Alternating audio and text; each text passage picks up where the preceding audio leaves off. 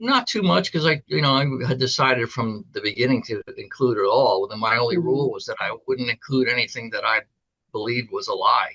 Hmm. And everyone in there is saying something that they believe to be the truth. Hmm.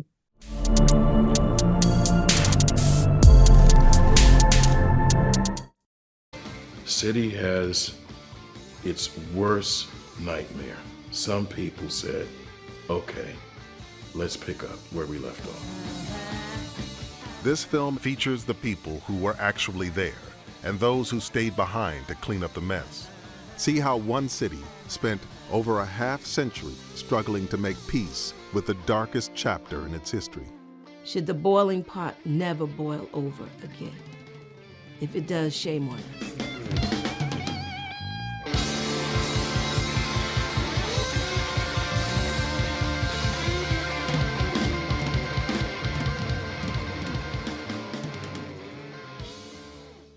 Kevin, thank you for your time. Vanessa Young here with the Culture Collective. How are you doing? All right. Happy to be here. Great. I want to say this was a heavy watch, right? It was a heavy watch and very Okay. informational, educational. I have lots of questions for you, but I wanted to get started with do you have a personal connection to this subject? Because I assume you're related to Jim McLaughlin. That's right. Yeah. Not only was my father a fireman in the city in those days, but I grew up in the town. This back then, the city had a rule that all of the city employees had to live in the city. A lot of the cops and firemen had fake addresses. My father was not one to bend the rules. We lived there. Nice. Okay. When did you, so you decided to, when did you start this project? Because I saw the timestamps. It seems like it's been in the works for years. And why did you feel like now was the time to release it, or like this year or that last year or whatever? Well, it was actually started back around 2010. So it's Wow. been in the works a very long time. I had been kicking around the idea for years, many years before that. Hmm. And, like a lot of creative people, I have, 50 different ideas in my head about what the next thing might be. Hmm. And I was having a beer one day with my dad and another retired fireman friend of his. And I mentioned that I was thinking about doing this. And then the friend said, well, if you're going to do it, you better do it soon because the people who can talk about it are leaving us. And that kind of kicked my butt and made me get into gear and start doing it. And I originally thought I'd spend a year on it, and now 15 years later, it's finally making its way out to the public. I think it's something important like this is you take your time with it. It gives it that extra love and care. I think that it's important to do that, I think. Right. Once I had the first couple of victories in my mind where somebody really important agreed to participate, then I thought, well, I should get more people. And I ended up with every mayor elected in Newark since 1967. Which is great. I would say, how did you get that process going with you talking to Gibson and Booker and James? Yeah, Right. And Baraka. Baraka. Yeah. Yeah. Well, of course, if somebody's in office now, it's easy to figure out where they are. It just takes 500 phone calls till somebody finally gives in and says, okay, you can talk to them. For the other people, like especially Ken Gibson, by the time I got working on this, he was an older man. Had been out of the public eye for quite a few years. He didn't have email. And it was just a matter of talking to every single person I could find until somebody knew where he lived and how we could reach him. Okay. And did you, when you started this, did you have like at the very beginning, did you have like an outline of a structure that you wanted to go with? Or as you started interviewing people, did something else fall in place? Like, did you already have what you wanted this to look like set in stone from the beginning? No, not at all. I had really no idea what it was going to be other than just trying to get a lot of voices to tell their side of the story. I've done loads of things over the years that are just based on interviews. And I think that's Hmm. a good way to tell a story. And as soon as I started talking to people, I realized that if I asked 10 people the same question, I got 10 different answers, Hmm. largely because people are like that. Plus, there was also a racial divide where most of the black people said one thing and most of the white people said something else. Hmm. So I decided then to try to get as many people as I could and all the different perspectives and put them all in and let the public decide what they think is the truth somewhere in the middle of it all. Okay. Um, some folks got like shot. Some people saw people murdered in front of them. Like, how do you approach this topic without I guess I don't even know if you can potentially, but without potentially re-triggering, re-traumatizing these people, talking about some extremely painful moments in their lives. How do you work through that? Well, that's the reason that there are not more survivor stories in here, because most of those people were older and they didn't grow up with in front of a camera. And if they were going to go on camera, it wasn't going to be to talk about the worst day of their life. So most of those people, a lot of them just said no, that it's Okay. too painful and they're not going to talk about it. So that was an unfortunate part of doing this. There are very few people. I was really looking for relatives of people who were lost, Hmm. and I only got a handful.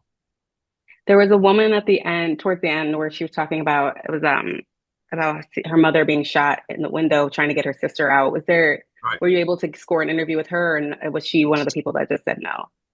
Well, she agreed to let that piece of her speaking in the park be used, but she didn't want to go beyond that. And she had uh, 10 or 12 siblings who Hmm. also could have spoken and didn't want to.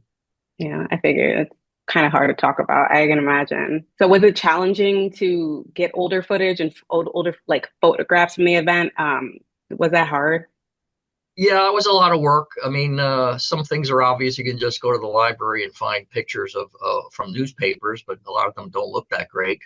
Luckily, I connected with two of the best photojournalists of the 60s, Bob Peterson and Bud Lee, and I got about 20 shots from each of them, and they're phenomenal photos that really help bring the story to life. And then a lot of the news footage came from ABC.